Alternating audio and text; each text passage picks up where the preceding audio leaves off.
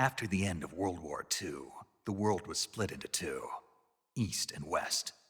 This marked the beginning of the era called the Cold War.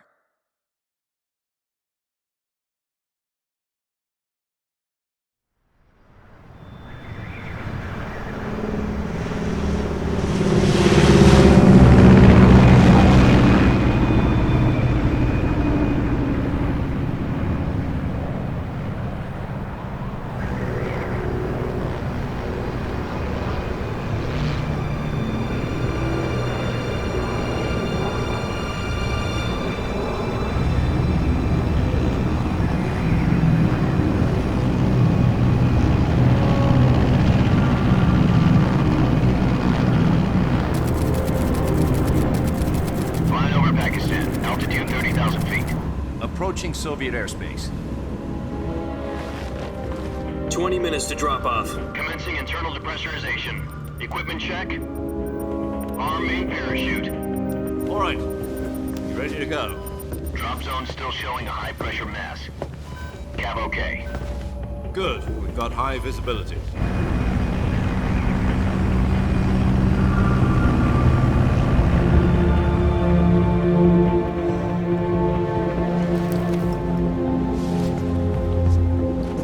Put out that cigar.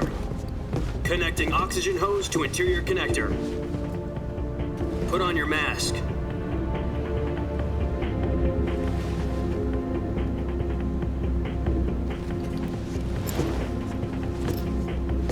Does this panty waste know what he's doing? Approaching release point. 10 minutes to drop off. Hey, are you deaf? He said put out the cigar and put on your mask.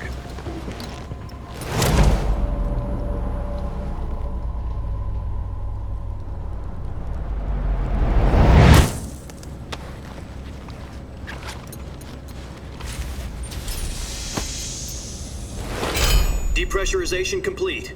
Checking oxygen supply. 6 minutes to drop off. Opening rear hatch.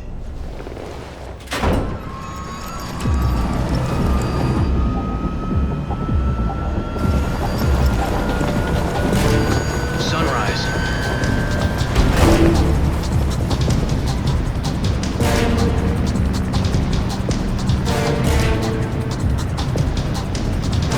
External temperature minus 46 degrees Celsius. 2 minutes to drop off. Stand up. You'll be falling at 130 miles per hour. Try not to get frostbite from the wind chill. 1 minute to drop off. Move to the rear. Activate bailout bottle. This is one for the history books. The world's first halo jump. 10 seconds to drop off. Stand by. Status okay. All green. Prepare for drop off. Countdown. 5, 4, 3, 2, 1. Spread your wings And fly. God be with you.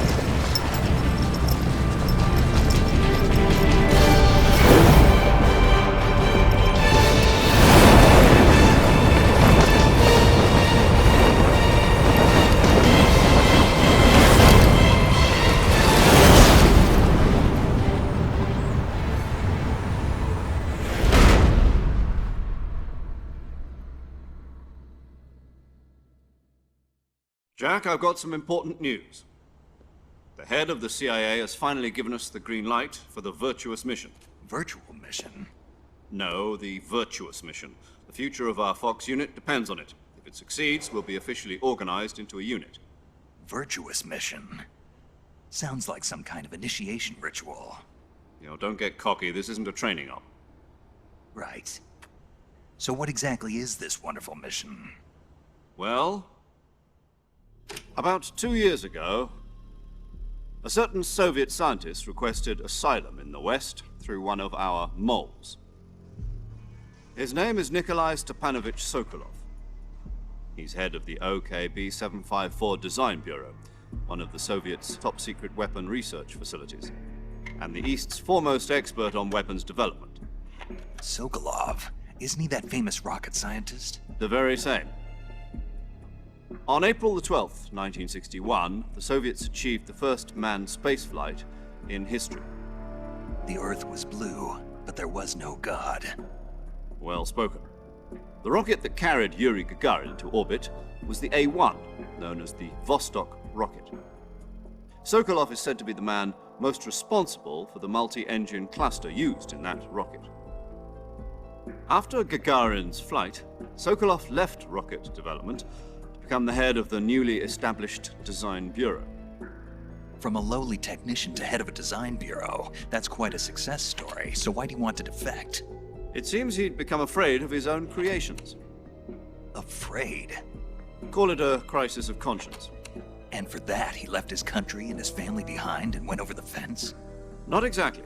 One of his conditions was that his family was also to be taken safely to the west. We used a mole to get the family out first and succeeded in sneaking Sokolov over the Berlin Wall shortly afterwards. I was the one who conducted the operation. The security on the eastern side was still full of holes back then. Then what? We got Sokolov over in one piece, but the whole ordeal had left him exhausted, and we checked him into a hospital in West Berlin. It took him 2 weeks and more than 600 miles to get from the research facility in the Soviet Union to Berlin. He was in no condition to say anything coherent. And it was only a week later that we had something much bigger on our hands. The Cuban Missile Crisis. October the 16th, 1962, President Kennedy received word that the Soviets were in the process of deploying intermediate-range ballistic missiles in Cuba. The President demanded that the Soviets dismantle and remove the missiles. At the same time, he announced a naval blockade to prevent further missile shipments from reaching Cuba. But the Soviets didn't back down, instead placing their armed forces on secondary alert. Soviet transport ships carrying missiles continued on course towards Cuba. US and Soviet forces went on alert for an all-out nuclear war. Frantic negotiations were conducted through the UN's Emergency Security Council and unofficial channels to end the hair-trigger standoff. Finally, on October the 28th, the Soviet Union agreed to remove its missiles from Cuba, and so the world avoided a nuclear holocaust. But in order to get the Soviets to pull their missiles out, we had to make a deal. You mean the one where the US agreed to remove its IRBMs from Turkey? No. The Jupiter IRBMs deployed in Turkey were obsolete, and we were going to get rid of them anyway. They had no strategic value whatsoever to either the US or the Russians. The Turkey deal was a ruse, a cover story that was fed to the other intelligence agencies around the world. So what did the Russians really want? Sokolov. They wanted us to return Sokolov. You mean the Soviets pulled out of Cuba just to get their hands on Sokolov? That's right. What the hell was he working on? At the time, we had no idea. We were running out of time. It was either give up Sokolov or risk full-scale nuclear war. In the end, we had no choice. President Kennedy gave in to Khrushchev's demand. The next day, I got Sokolov out of the hospital, handing him over to agents on the eastern side. Sokolov kept on screaming, "Save me," until he disappeared from my sight. Then a month ago, we received some new information from one of our moles. About Sokolov? Yes. He was taken back to the research facility and forced to continue working on the weapon in question under KGB supervision. What's more, it's on the verge of completion. So what kind of weapon is it? Something to do with space rockets? No, missiles. Same technology. I guess you're right. We don't know the details, but it appears to be a new kind of nuclear device. For half a year now, the Soviets have been conducting frequent nuclear tests at Semipalatinsk. Something to do with the weapon, I assume. We're talking about a secret weapon so big that Khrushchev was ready to pull out of Cuba to get it back. Is Sokolov still in the facility? No. According to our intelligence, he's in Selinoyarsk, a place in the mountains about 3 miles to the west that's known as the Virgin Cliffs. The Virgin Cliffs. Nice name for a virtuous mission. They moved him there just recently. Why? Apparently, they're conducting a field test of the weapon, but it's our best chance to get him back. This mission would never have been possible if he was still in the research facility. This is our last chance. Sokolov must have known that too when he contacted us.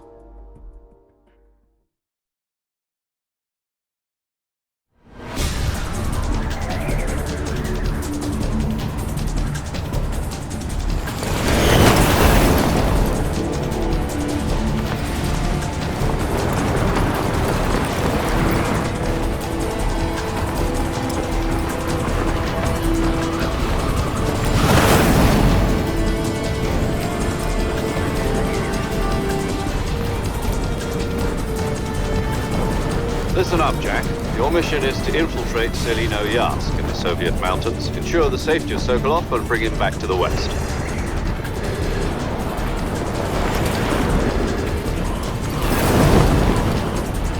If we don't get Sokolov back before that weapon is complete, we'll be facing a major crisis. The clock is ticking.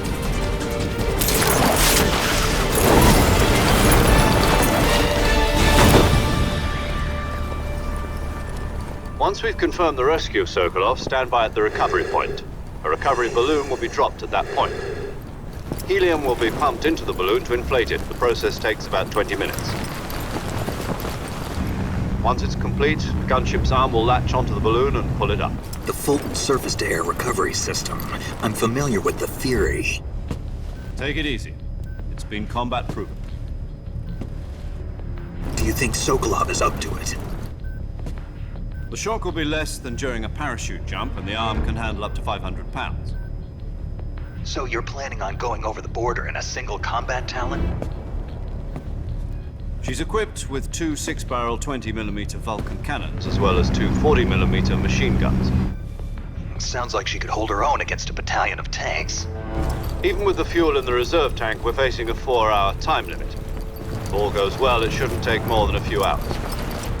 Home in time for dinner.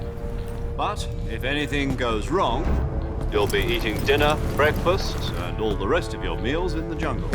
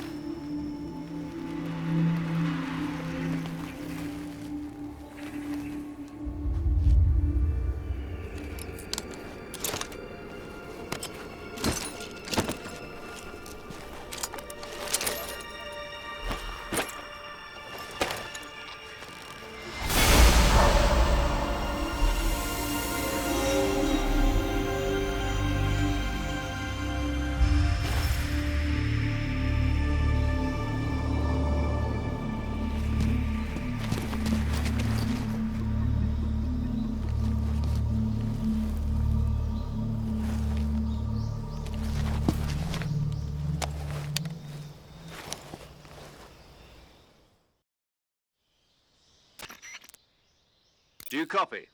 You're already in enemy territory, and somebody might be listening in. From here on out, we'll be using code names to refer to each other. Your code name for this mission will be Naked Snake. I'll be referring to you as Snake from now on. You're not to mention your real name. Snake? Oh, you don't like snakes? What do you mean? Well, you've eaten one before, haven't you? In survival training? I'm glad to hear that. I don't know if I'd ever order one in a restaurant, but... Be careful, you might not have a choice. What about you, Major? What should I call you? Let's see. I'll be Tom. Call me Major Tom. This will be a sneaking mission. You must not be seen by the enemy. You must leave no trace of your presence. Is that clear? This kind of infiltration is the Fox unit's speciality. In other words, weapons and equipment are procured on site. That goes for food as well. You're completely naked, just as your name implies. Great. Now I see why you asked me if I like snakes. I suppose calling me Snake was your idea of a joke, too. No. There's a good reason for that. I'll tell you later when the time is right. Gotcha. Getting back to the subject, how exactly am I supposed to feed myself? You've been issued a knife and a tranquilizer gun. Use them to hunt for food. You'll also find some medical supplies in your backpack. Yeah, about the backpack. I lost it in a tree on the way down. I see. Well, you'd better go back and get it then. You know where it is? No problem. I can see it from here. It's stuck on a branch. To climb a tree, stand in front of a tree that's covered in ivy and press the action button. I'll be monitoring your progress over the radio. We can't risk violating Soviet airspace, but I'll be in the gunship. My frequency is 140.85. I'll give you a call if I need to talk to you. If you need to talk to me, use the send function. Okay, Snake, go get your backpack.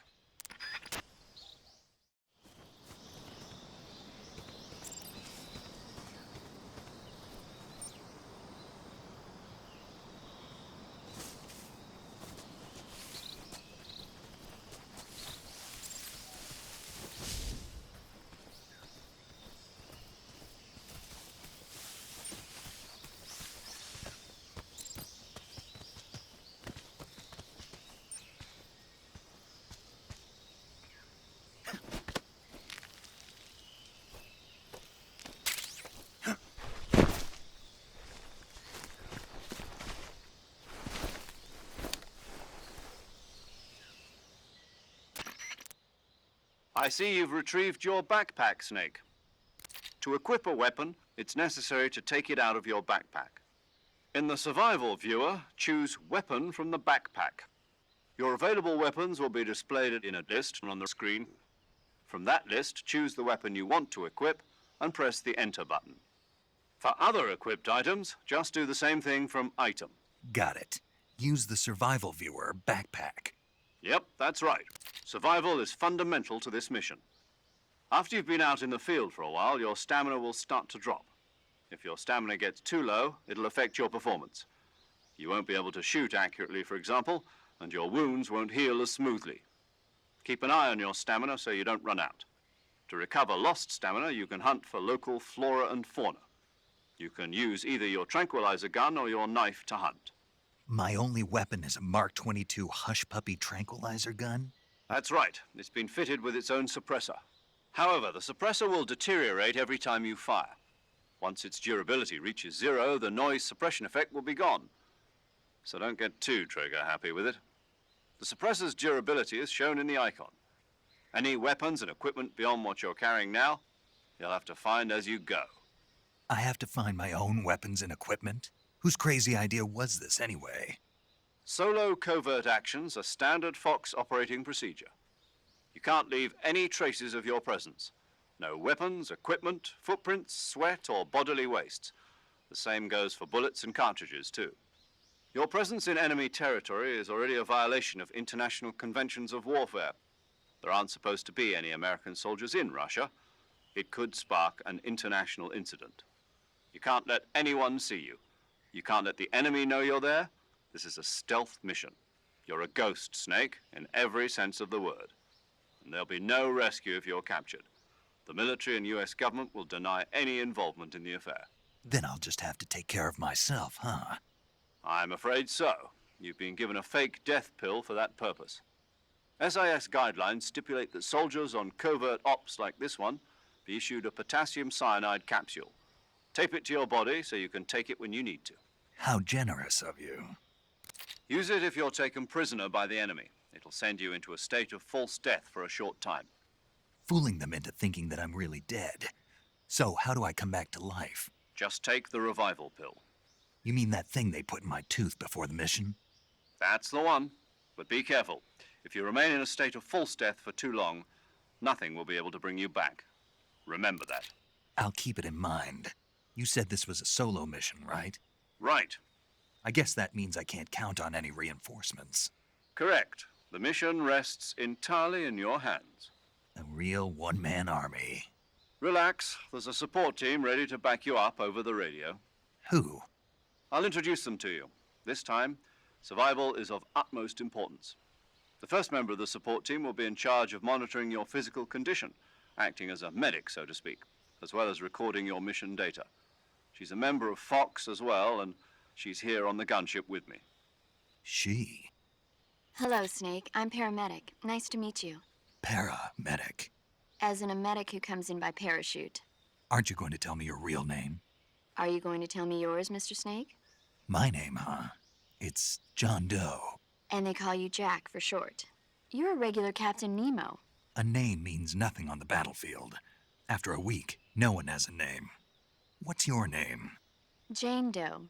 Very funny. I wasn't joking, but I'll tell you my name only if you manage to make it back alive. My frequency is 145.73. She's also in charge of recording your mission data. Whenever you want to save, send a message over the reserved save frequency, 140.96. So saving lets me record my mission data. That's right. It also records the state of your health. Good to know. There's one more person I want to introduce you to, Snake. Huh? Speaking of snakes, you remember the boss, don't you? A legendary soldier and your mentor. Actually, it was the boss that got the DCI's authorization in the first place. She's going to be serving as Fox's mission advisor. The boss is? She also helped me plan this mission. She and I were at SAS together. Jack, is that you? How many years has it been? Boss? That's right. It's me. Talk to me. Let me hear your voice. It's been 5 years, 72 days, and 18 hours. You've lost weight. You can tell just by the sound of my voice. Of course I can. I know all about you. Really? Well, I don't know anything about you. What's that supposed to mean? Why'd you disappear on me all of a sudden? I was on a top-secret mission. You didn't need me anymore. But there were still so many things I wanted you to teach me. No, I taught you everything you needed to know about fighting techniques. I taught you all I could. The rest you needed to learn on your own. Techniques, sure. But what about how to think like a soldier? How to think like a soldier? I can't teach you that. A soldier needs to be strong in spirit, body, and technique. And the only thing you can learn from someone else is technique. In fact, technique doesn't even matter. What's most important is spirit. Spirit and body are like two sides of a single coin. They're the same thing. I can't teach you how to think. You'll just have to figure it out for yourself. Listen to me, Jack. Just because soldiers are on the same side right now doesn't mean they always will be. Having personal feelings about your comrades is one of the worst sins you can commit. Politics determine who you face on the battlefield. And politics are a living thing. They change along with the times. Yesterday's good might be tomorrow's evil. Is that why you abandoned me? No, it had nothing to do with you. I already told you, Jack. I was on a top-secret mission. A soldier has to follow whatever orders he's given. It's not his place to question why. But you're looking for a reason to fight. You're a natural-born fighter, but you're not quite a soldier. A soldier is a political tool, nothing more. That's doubly true if he's a career soldier. Right and wrong have no place in his mission. He has no enemies and no friends. Only the mission. You follow the orders you're given. That's what being a soldier is. I do whatever I have to get the job done. I don't think about politics. That's not the same thing. Sooner or later, your conscience is going to bother you. In the end, you have to choose whether you're going to live as a soldier or just another man with a gun. There's a saying in the Orient, loyalty to the end. Do you know what it means? Being patriotic. It means devoting yourself to your country. I follow the president and the top brass. I'm ready to die for them if necessary. The president and the top brass won't be there forever.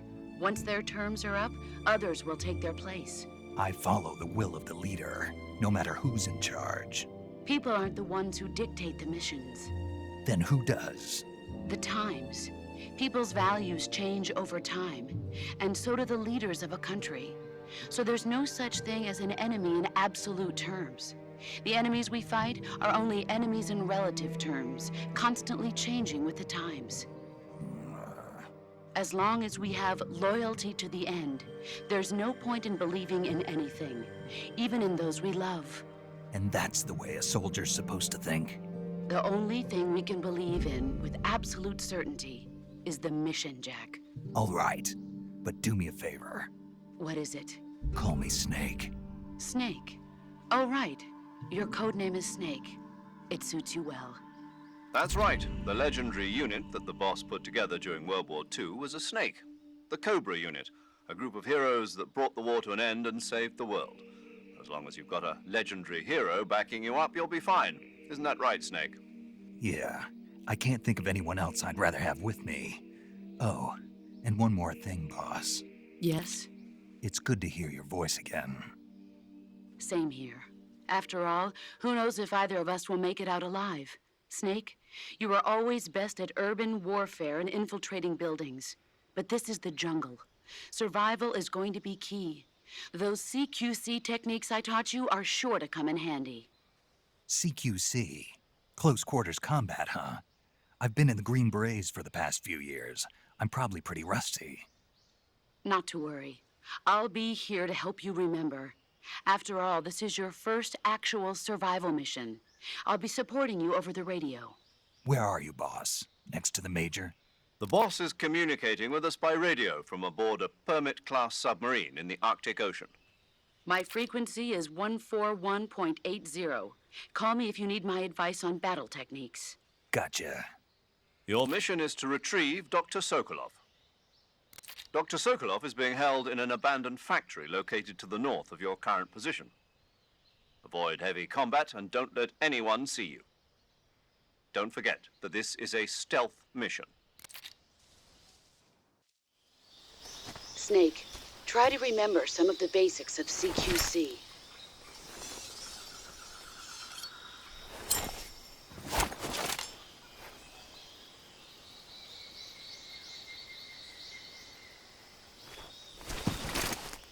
Commencing virtuous mission now.